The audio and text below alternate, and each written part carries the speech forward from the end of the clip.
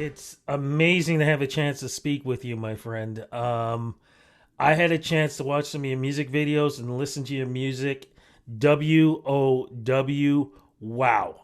Blew me completely away, man. I love your style. I love your rhythm. I love everything that you're doing, man. Like it's a beat that won't break. Where does that come from, man? Like Yeah. again, the wow factor is all over it. I appreciate that, Rudy.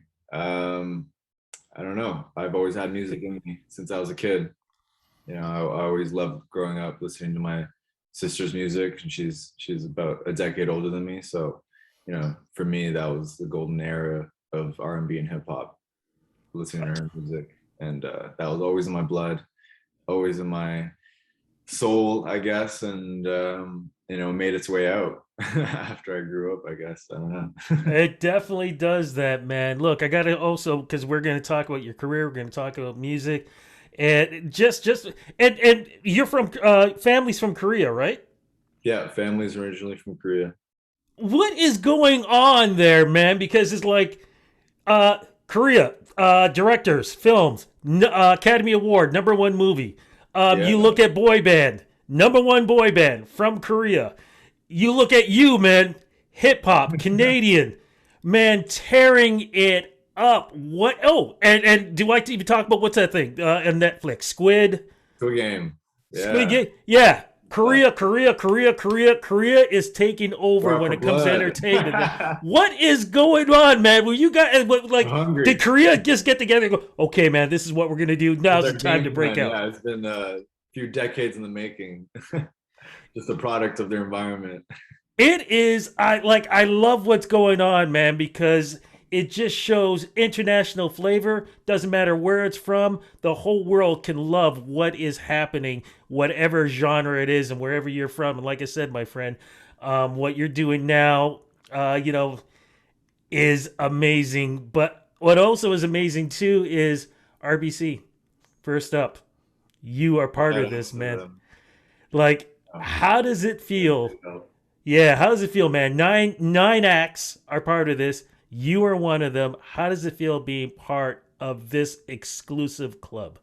I'm definitely honored and I'm happy to be part of this new initiative. It's helping creatives, especially in Toronto, up and coming, whatever stage you're at, really, just to get more exposure, just to get more opportunities, just to create a more sense of community, honestly. So shout outs to them, and you know, I'm always happy to do that for them and work with them, and it's a mutual thing. So yeah, happy to be part of it. I was just what being part of this like. What has it done for your career so far? I mean, getting on a campaign video with her, that's a pretty big opportunity right there. It was awesome to, yeah, to be represented. Not just for my music, but who I am as a person, and the whole message that came across in that campaign, being with her in that video, and a lot of artists from, I think, Montreal, Toronto, and a lot of I think I met a couple of artists, one from Nigeria or something. Wow. Yeah, it was really cool. So it was awesome to be a part of that too, to Uh, be represented in such a positive way. I love it, man. Wow, that not surprised that you'd be part of that, man. Because, like I said, you have such a great style. You talked about, listening to your sister's music and everything else, and the music in you.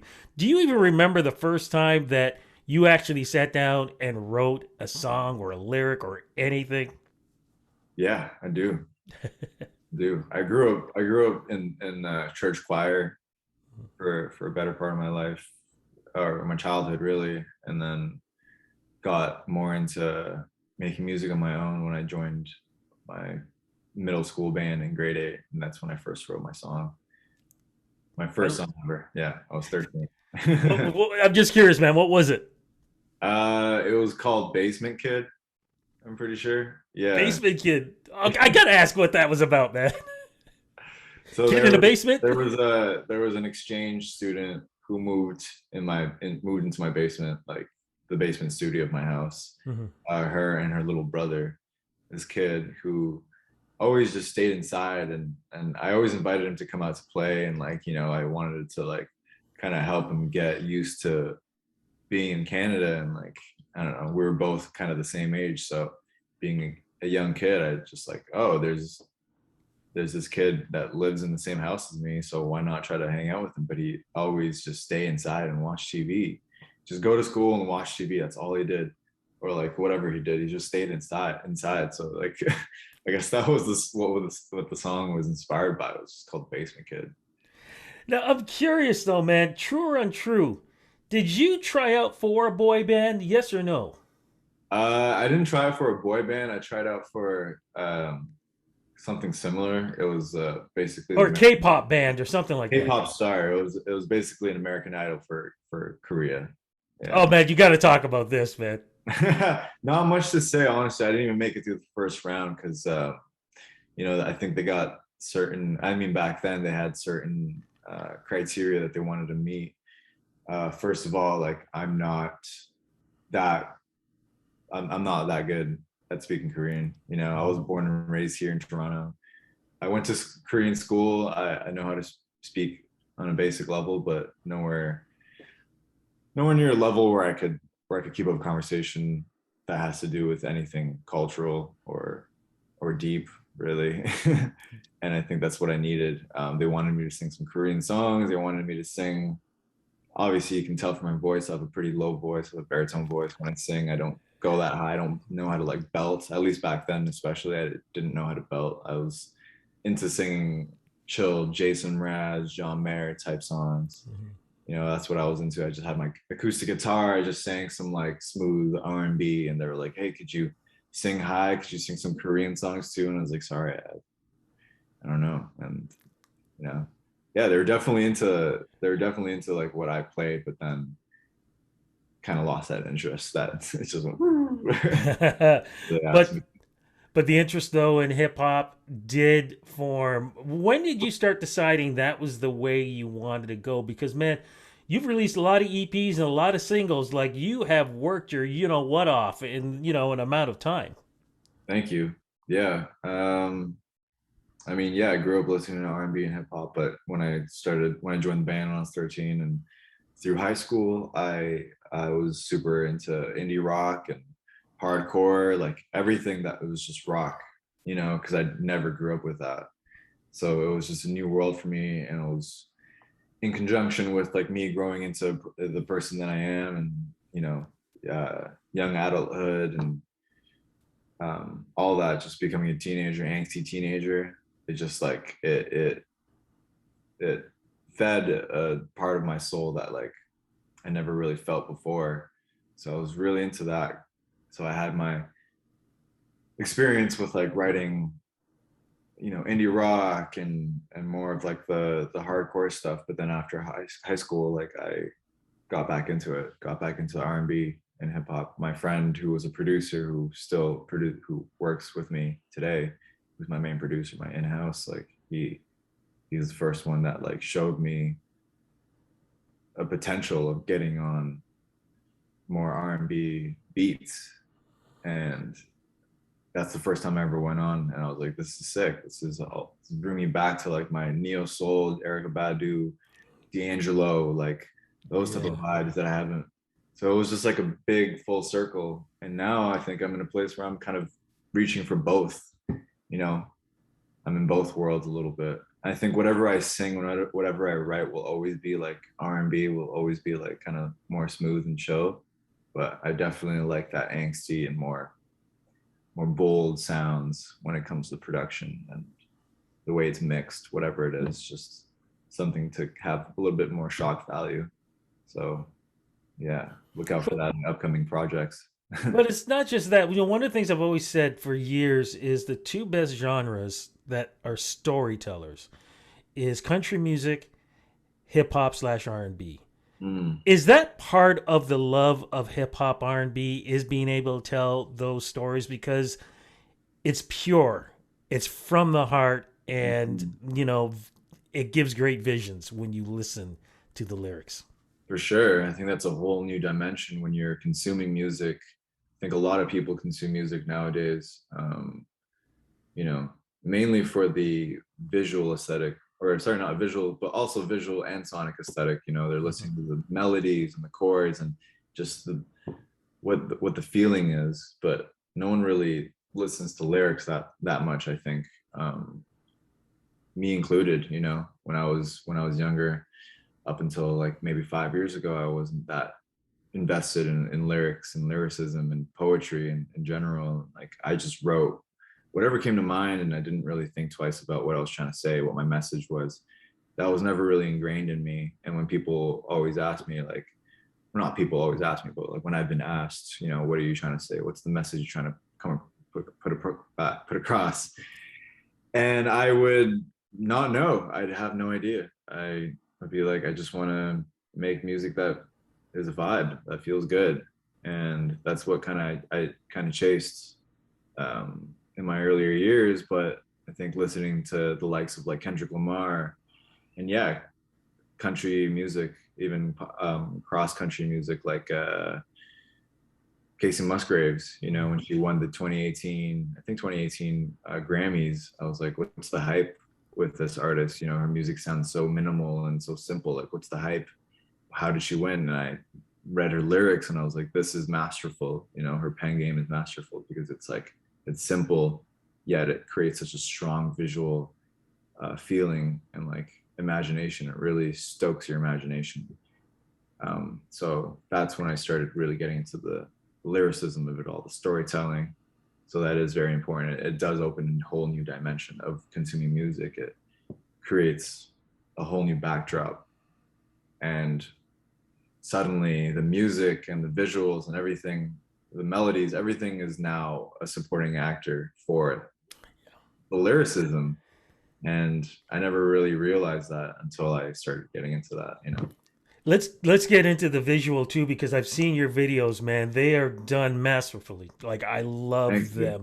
Where does that creativity come in the, like, do you have a particular director you work with? How do you guys work stuff out? Please talk about that. Yeah, I've been working with the same guy, same videographer, director, you know, just boy genius, Martin Clapperbean. We've been working together since my first video ever, which is Divine. And, you know, I always saw it as a separate thing. I always saw everything as so separate. Like my manager does the business side of things, the videographer, the stylist does that, and I don't get in the way of that. That's their process. And I would respect that, and I still do, but now I'm in a place where like I truly want to collaborate on everything. You know, everything that comes out that represents me as Sylo. I think I need to make sure that on an intuitive feeling, a gut feeling, this is what truly is me. From my lyrics to my clothing to my merch to how I come across on stage to how I come across on this interview, everything is an extension of myself. So from that point of view, I wanted to become more collaborative on every front, even on the managerial to the visual side of things. So over the years, me and Martin have definitely collaborated more and more, and I've gotten my hands a little more dirtier and you know, just making sure that like I'm always happy with the final product, and that, you know, at the same time respecting each other's visions and finding a common ground. So I think growing together over the years too, our tastes have also kind of blended and become more aligned, and our music tastes as well, everything, because we're buddies now, we're friends, you know. So yeah, so over the years it's just been a very organic progression and development of working together on the visual side of things. Yeah. That's cool, man. You know, you've done a lot of showcases. Do you remember doing the ones to watch showcase? Yeah, that was fun. I remember that one. Yeah. Because, you know, it's funny because, you know, when we were talking and I was thinking to myself, I do believe I was at that show with you when you were there. You? Okay. Yeah, because I haven't gone, of course, because of what's been going on with COVID, but I used to go like all the time. All the time. Cool. So I was going, wait a minute, I think he was part. That's why I wanted to ask the question. You know, because Ones to Watch really is, again, another, if you want to call it, introduction. I don't want to say launching pad, introduction Mm. to artists like yourself who really are considered Canada's next big thing. How does it? How did it feel knowing that you were part of this list also? And what was it like doing that showcase, man? Because it's an intimate thing. You can't fake Yeah. it. You know, you do it, and the audience will let you know if you're good or not. Oh That's for yeah, I've sure. always appreciated the cosign from Ones to Watch. You know, they've always had my back, and um, you know, even being offered free tickets for a couple of shows and just meeting people, networking, and Mm. you know, there's just it's a family. You know, like they're very nice, very welcoming. And yeah, I was super honored to play that show, and you know, from my own personal experience with it, nothing on them. It was just I felt like um, up to that point, I was really in my recording artist situation. You know, I was just used to recording every day. I wasn't practicing. It was a big lesson for me, to say the least. You know, I wasn't prepared in the way that I wanted to be, and I think I threw everything together and tried to get a band. And you know, first time working with you know, playback rigs, with mixing the live instrumentation with backing tracks and stuff to create a fuller soundscape. And I don't think we had a perfect handle on it yet, and we didn't have a perfect, you know, setup, which, you know, that happens. It's fine. And my sister is my biggest critic. You know, my sister has always been my first and foremost day one manager. You know, she got me into acting, she got me into dancing, she got me into singing, all that stuff. She was my manager when I was a kid, when I did child acting as well. And she told me straight up, she was like, that was trash. You know, after the performance, she was like, that was trash. You know, I was like, I know, I understand, I get it. You know, I wasn't on my game, and you know, this was my debut performance with them. And you know, I didn't try to think too much about the repercussions, or you know, what people thought, because I already knew what needed to be done. I knew what needed to be prepared for the next one, for future shows. And so here I am prepared. I practice, you know, at least 1 hour a day, just doing front to back songs of my own and covers, just so that I have them back in my hand. Even if I don't have any shows booked, I just know that I have these ready to go, and my vocal chops are primed, and I'm ready to perform. And keeping that balance of being a recording artist and doing takes over and over, or performing songs front to back without any hitches, you know? So yeah, it was a learning curve. It was definitely a learning curve. And I appreciate it for that sense. And that's how. What's the best advice that she's given you? My sister? Yeah. Oh man, I don't know. Like I've grown up in, like, I've grown up with her. Like she's given me hella advice. I just appreciate her energy when it comes to being straightforward and being crass. You know, brutal honesty is something that I've always appreciated in myself and other people. And sometimes when people aren't accustomed to that, or they don't have, I don't know, that's why I love New York so much as well. It's just that New York attitude, you know, it's just like, I love that, you know. So that's something I always appreciated. There's no hidden agenda, there's no ulterior motives, there's no, you know, holding back. She's always been there to just tell me like it is. Exactly like it is. And that's also made me a great artist too, because I'm able to be objective, completely, brutally, honestly objective with myself and the things that I make and how I come across and how I perform, everything. And I try not to let that bleed into the creative project or in the creative sense as well, because you know, that could become toxic and unhealthy when you are constantly being your own worst enemy, your own worst coach, you know. So I know I used to do that a lot, actually. I used to kind of create this toxic mentality with myself, and now I'm trying to find that balance of like when to be, you know, harsh and realistic, but also when to let my creative imagination unfold and blossom without it feeling judged and analyzed and criticized, and finding time and place for those, you know. I love it, man. I'm just curious with that voice, and you said that you do covers and everything. Please tell me Yeah. you're doing some Barry White covers. Barry White? No, Yeah. I am working on a Bee Gees cover though. Oh, that'd be cool. Yeah. I'm doing a Bee Gees cover. So Dude, you got to do some Barry White with that voice, man. I You would got to love to, do that. man. Yeah. Oh man, my fingers are crossed because I'm a huge Barry White fan. But what I'm also Love crossing for Barry is White. music from you. We were just talking before we started up, man. You've got a single right now. You released a little while ago. What's the single called Yeah. and what's it about? Called Spirits. I mean, I like to leave my songs open for interpretation. You know, yeah, feel free to check out the lyrics. It's honestly just, I mean, yeah, I have like a tendency to just like go hard or go home in life in general. And you know, we're here for a short time. I like to I like to just indulge sometimes, especially when and it's in a moment where there's an opportunity for me to just to go hard, whether it's in a work sense or whether it's in a, you know, partying sense, whether with your friends and you're in a special moment together and you guys are ready to just like out drink each other, you know, in that sense. So it came from a place where it's like I'm ready to fully let myself go into the situation and not really thinking about the repercussions and what's going to happen after, but just like trying to feel myself fully in that moment. And that's all I'm going to say about the song. But Live life to the fullest. That's what I'm hearing from this. live life to the fullest. Yeah, Love it. sure.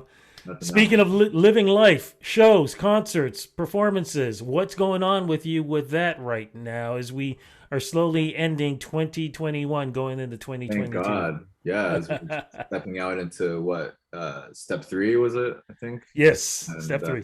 Yeah, so I think as soon as the restrictions on capacity lift in venues, I think we're planning to do a show in mid-November at the Alma Combo. Whoa! Yeah, Bravo on that, man. thank you, appreciate it.